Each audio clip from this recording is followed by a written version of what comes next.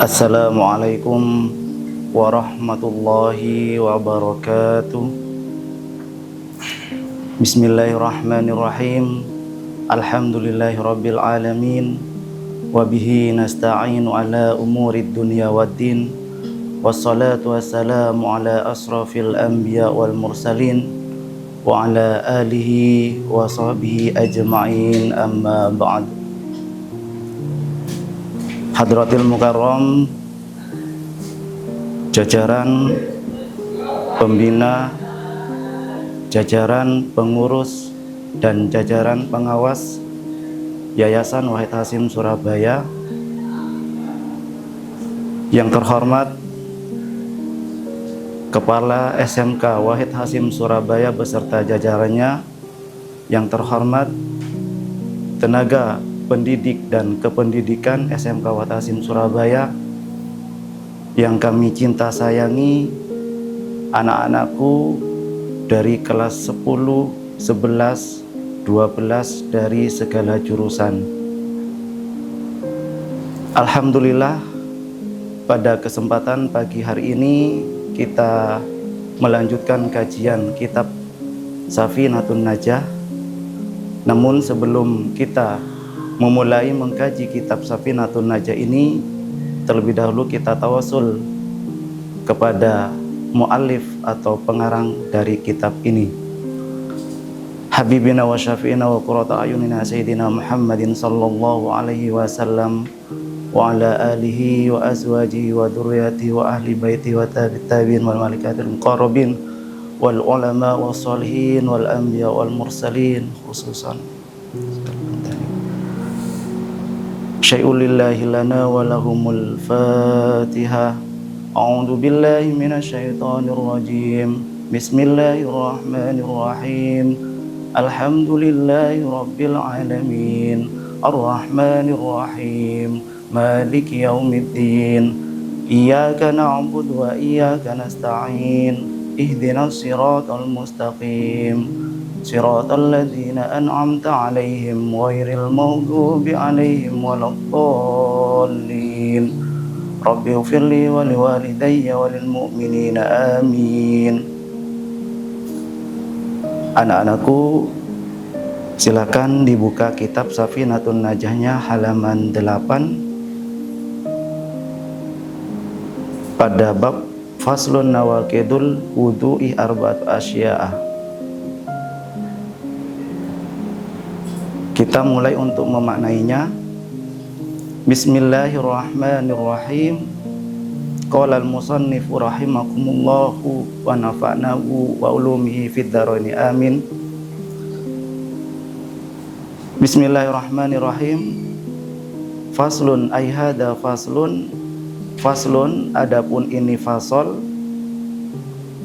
Nawaqidul wudu'i, adapun hal-hal yang membatalkan wudu. Nawaqidul wudu'i, adapun hal-hal yang membatalkan wudu. Arba'atu asya'a, ialah 4 beberapa perkara. Saya ulangi lagi. Nawaqidul wudu'i, adapun hal-hal yang membatalkan wudu. Arba'atu asya'a, ialah 4 beberapa perkara. Jadi di sini yang kita bahas pada bab Safinatun Najah pada pagi hari ini akan membahas terkait masalah beberapa hal yang dapat membatalkan wudu atau beberapa hal yang dapat merusak wudu. Pada kitab Safinatun Najah ini ada 4 perkara yang dapat merusak atau membatalkan wudu.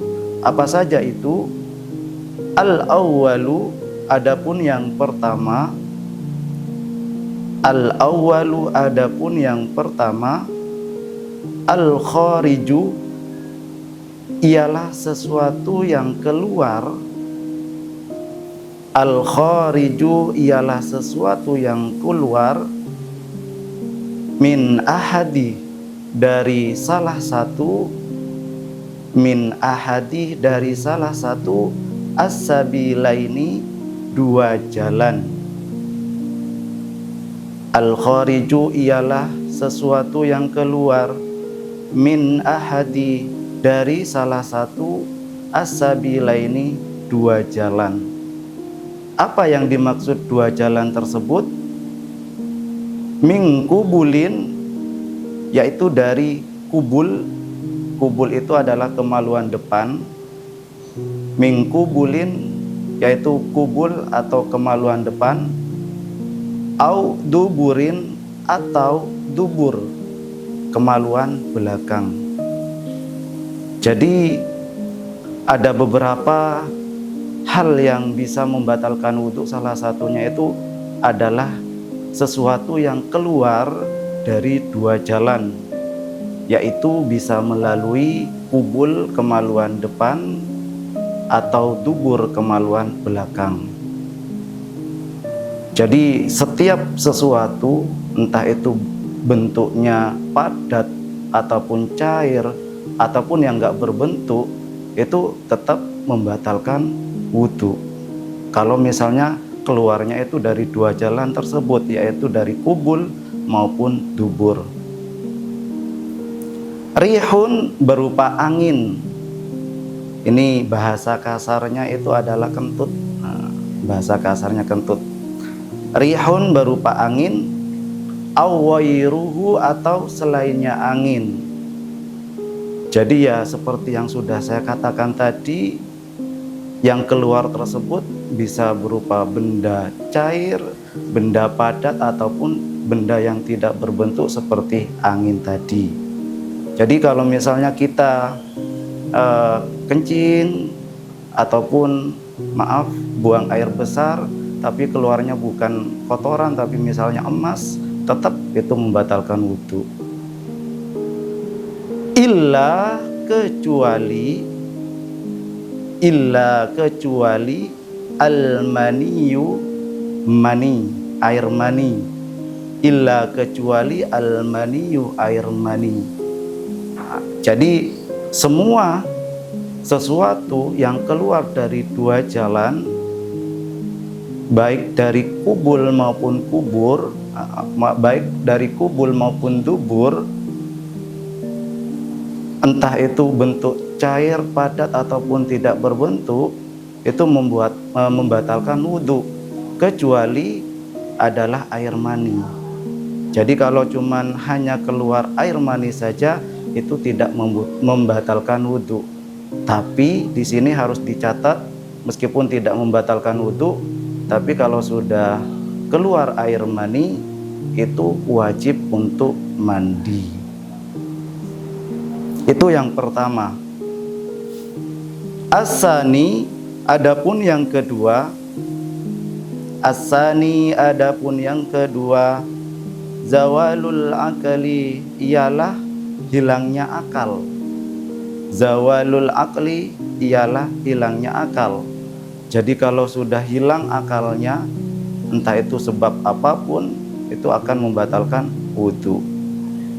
Hilang akal, tidak berakal. Binaumi, sebab tidur. Binaumi, sebab tidur. Awwairihi, atau selainnya tidur. Ya, jadi hilang akalnya itu disebabkan karena tidur. Kalau tidur kan sudah nggak ingat apa-apa. Atau selainnya tidur, seperti halnya mabuk, pingsan, ataupun yang menyebabkan akalnya itu hilang. Seperti halnya misalnya ketika kita sudah berwudu, beberapa menit kemudian pas tiba-tiba langsung gila. Lah itu wudhunya langsung batal karena gila termasuk dari hilangnya akal. Illa, ini ada pengecualinya juga. Illa kecuali naumu qaidin, tidurnya orang duduk. Illa kecuali naumu qaidin, tidurnya orang duduk. Mumakkinin, yang menetap. Mumakkinin, yang menetap. maq'adahu di tempat duduknya qa'id. Mumakkinin yang menetap, maq'adahu di tempat duduknya qa'id. Qa'id bisa dikasih tanda rujuk ya, yang sudah paham bisa dikasih tanda rujuk biar tidak terlalu banyak ketika memaknai. Mumakkinin yang menetap, maq'adahu tempat duduknya qa'id, minal ardi dari bumi. Jadi ada tidur yang tidak membatalkan wudhu, yaitu ketika tidurnya itu dalam posisi duduk. Duduknya itu juga tidak mengubah posisi tubuh atau duduk kita itu, bokong kita itu menekan pada bumi atau lantai, istilahnya seperti itu. Lantai, kursi, terserah, tergantung duduknya itu di mana. Jadi kalau misalnya duduk dengan posisi seperti orang sujud, ini sering saya temuin ketika terutama ini ketika dilaksanakan sholat Jumat, itu kan memang jam-jam tersebut rawan-rawannya untuk ngantuk. Jadi sering ditemuin para jamaah itu ketika mendengarkan khutbah, dia itu tertidur, mereka itu tertidur dengan posisi kepala itu menyentuh lantai. Lah kalau seperti itu otomatis batal wudhunya. Jadi ketika sudah iqomah, jangan langsung sholat, tapi ambil wudhu lagi. Ataupun dengan mengangkat kedua lutut kita. Bisa dibayangkan ya, kalau duduk dengan posisi mengangkat kedua lutut kita, dengan mendekap lutut tersebut. Nah itu kan otomatis bokong kita itu terangkat. Bokong kita itu terangkat. Kalau misalnya tidur dalam posisi seperti itu, maka akan juga membatalkan wudhu. Jadi buat kita semua hati-hati ketika kita, terutama yang dalam posisi khutbah, mendengarkan khutbah, itu disarankan untuk kalau misalnya memang benar-benar ngantuk, jangan mengubah posisi tempat duduk kita. Agar apa? Agar itu tidak mengubah atau tidak merusak wudhu kita, seperti itu. Jadi itu perkara yang kedua yang dapat membatalkan wudhu. As-salisu adapun yang ketiga, bisrotai bertemunya kulit ya. Bisrotai bertemunya kulit, rojulin laki-laki, wa mra'atin dan perempuan, kabirataini yang besar keduanya.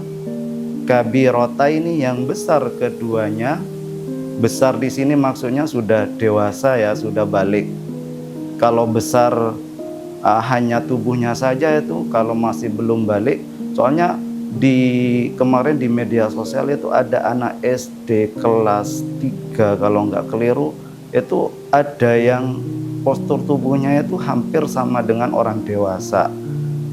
Jadi kalau seperti itu, kalau misalnya hanya postur tubuh tapi usianya itu masih anak-anak, itu masih belum dikategorikan sebagai orang yang dewasa atau kabiro ini. Jadi di sini di antara dua laki-laki dan perempuan tersebut harus sama-sama dewasa. Ajnabiyah ini itu bukan mahram atau orang lain. Jadi laki-laki dan perempuan tersebut menyentuh kulitnya yang bukan mahram, terus kemudian yang sama-sama besar dari keduanya. Kalau salah satunya saja, misalnya yang laki-laki itu yang besar atau yang dewasa, tapi menyentuh kulit perempuan, anak kecil perempuan, maka itu wudhunya tidak batal. Jadi itu ya, untuk yang ketiga, bertemunya kulit laki-laki dan perempuan yang sama-sama dewasa, terus kemudian bukan mahram. Mahram di sini ada 3 sebab. Sebab yang pertama itu karena sebab nasab, ya, seperti ayah, ibu, tante, yang memang benar-benar dari nasabnya, tante asli ya, bukan tante sepupu atau tante dua pupu, tapi tante asli, saudaranya ibu atau saudaranya bapak. Sebab yang kedua yaitu sebab karena menikah. Jadi sebab karena menikah di sini yang mahram itu adalah hanya mertuanya saja, tapi kalau istrinya tetap gak mahram.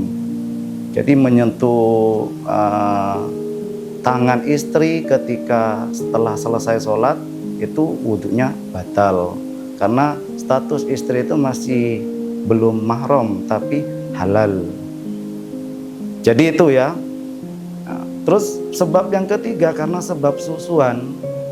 Ini kadang-kadang ada saudara susuan, meskipun nggak punya ikatan famili, nggak punya ikatan persaudaraan, tapi pernah disusui, saudara susuan misalnya oleh ibunya, oleh ibu susuannya, itu maka termasuk dari mahram juga.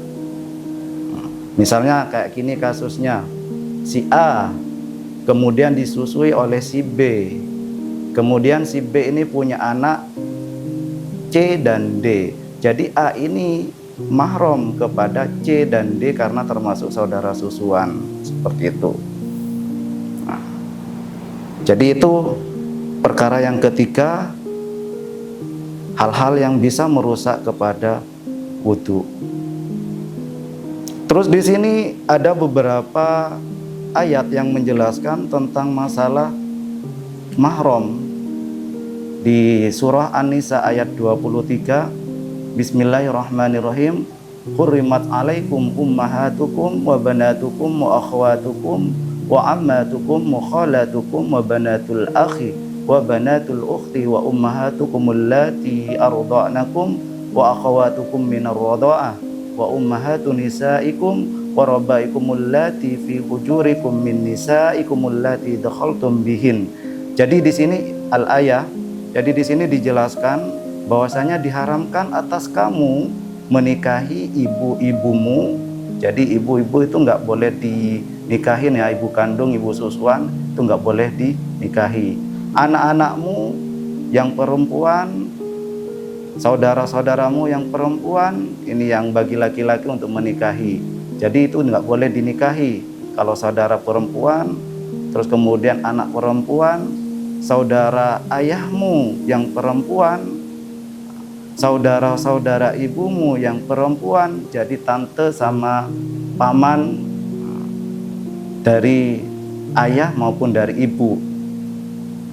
Anak-anak perempuan dari saudara-saudaramu yang laki-laki, anak-anak perempuan dari saudara-saudaramu yang perempuan, ibumu yang menyusui kamu atau saudara-saudara perempuanmu sesusuan, ibu-ibu istrimu, ini mertua maksudnya ya. Jadi di dalam surat An-Nisa ayat 23 itu sudah dijelaskan beberapa orang yang termasuk diharamkan untuk dinikahi atau biasa disebut dengan orang yang mahram, seperti itu. Min ghairi hailin, kita lanjut, min ghairi hailin, dari tanpa penghalang. Min ghairi hailin, dari tanpa penghalang. Jadi menyentuhnya, bertemunya kulit antara laki-laki dan perempuan yang sama-sama dewasa dan yang bukan mahram, itu menyentuhnya langsung tanpa ada penghalang, misalnya kain ataupun yang lainnya. Meskipun kainnya itu tipis setipis sutra, itu tetap juga tidak membatalkan wudu ketika menyentuh kalau misalnya ada penghalang. Terus kemudian kalau misalnya menyentuh rambut, gigi dan kuku misalnya, itu nggak apa-apa, masih belum batal wudunya, karena yang dimaksudkan di sini adalah kulit. Jadi kalau misalnya ketika si suami ini punya wudu, habis sholat punya wudu, habis itu sambil memegang kepala istrinya misalnya, kepala yang berambut ya. Kalau misalnya istri memegang kepala suaminya yang tidak berambut, itu batal karena termasuk kulit kepala. Jadi maksudnya di sini suami ketika mempunyai wudu dan memegang kepalanya istri yang berambut, itu tidak batal. Atau istri memegang jenggotnya suami, mengelus-ngelus jenggotnya suami yang panjang yang nggak bersentuhan dengan kulit, itu belum batal juga. Jadi di sini maksudnya adalah kulit ketemu kulit. Itu yang perkara yang ketiga. Itu yang perkara keempat. Ar-rabi'u, adapun yang keempat, masu kubuli, ialah menyentuh kubul, kemaluan depan. Masul kubuli ialah menyentuh kubul atau kemaluan depan al-adami, manusia, menyentuh kubulnya manusia, entah itu anak kecil atau kubulnya diri sendiri, au kholaqati duburihi, atau yang mengkerut keluarnya kotoran ketika kita BAB. Itu kalau misalnya disentuh bukan bokongnya ya, bukan bokongnya, tapi mengkerut lubang mengkerutnya itu yang bikin kita itu batal ketika menyentuhnya. Jadi kholaqati duburi adalah lingkaran dubur, lebih tepatnya lingkaran dubur, bukan bokong tapi lingkaran dubur. Bibat nirohati, dengan telapak tangan, bibat nirohati, dengan telapak tangan, au butunil asabi, atau telapak jari. Jadi kalau menyentuh dengan memakai menyentuhnya itu di punggung atau bukan telapak tangan, itu nggak apa-apa. Kalau misalnya gatel habis wudu, kemudian yang laki-laki kubulnya gatel misalnya, itu pakai punggung tangan aja itu nggak akan batal. Jadi punggung tangan itu atau punggung jari ketika gatal misalnya digaruk pakai punggung jari, wudunya tidak akan batal. Tapi kalau misalnya pakai telapak tangan atau telapak jari, itu yang bisa membatalkan wudu. Atau misalnya ketika punya anak, setelah itu kalian sudah wudu, habis nyawiin, habis bersihin anaknya, buang air besar maupun buang air kecil yang masih anak-anak misalnya, yang masih pakai pampers, kemudian habis nyauin langsung wudu. Lah ketika masangin pampers ke anak, kalau misalnya bersentuhan yang bersentuh telapak tangannya menyentuh kubul atau tubur, itu akan batal. Tapi kalau yang nyentuhnya itu punggung tangan atau punggung jari, itu tidak membatalkan wudu. Jadi yang membatalkan itu adalah telapak tangan maupun telapak jari. Bapak dan Ibu guru yang dirahmati oleh Allah serta anak-anakku yang saya banggakan, itu beberapa hal-hal atau perkara yang dapat membatalkan wudu. Sebelum kajian kitab Safinatun Najah ini ditutup, biar ingat beberapa perkara yang dapat membatalkan wudu. Ini ada beberapa nadoman, mohon minta tolong kepada wali kelas atau Bapak Ibu guru yang ada di kelas untuk men-share ke setiap kelas apa yang sudah saya kirimkan, biar anak-anak bisa mengikuti.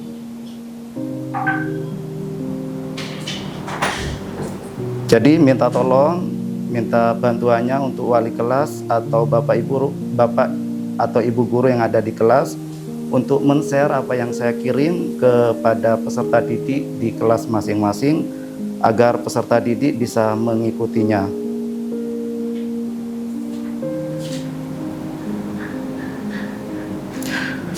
Di situ saya membingkai atau mengkemasnya batal wudhu itu menjadi sebuah nadhom. Kita pakai lagu Nadhom Alfiyah karena ini sempat viral di media sosial. Insya Allah semuanya tahu, bersama-sama kita membaca nadhom ini pakai bahasa Indonesia ya, biar kita bisa memahaminya dengan lagu yang biasa dipakai Nadhom Alfiyah yang ada di media sosial tersebut.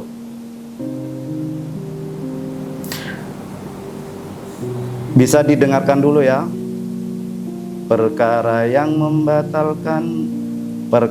yang dapat membatalkan wudhu ada 4, mari rinci satu-satu.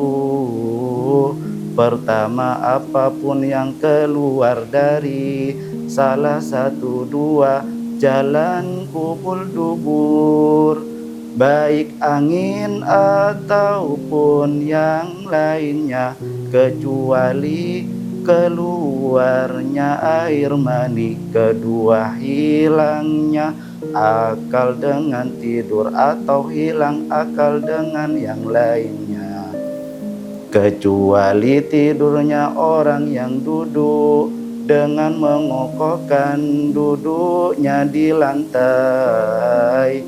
Tiga, bersentuhannya kulit lelaki dengan perempuan yang kabir ajnabi, juga bukan mahram dan tanpa pembatas.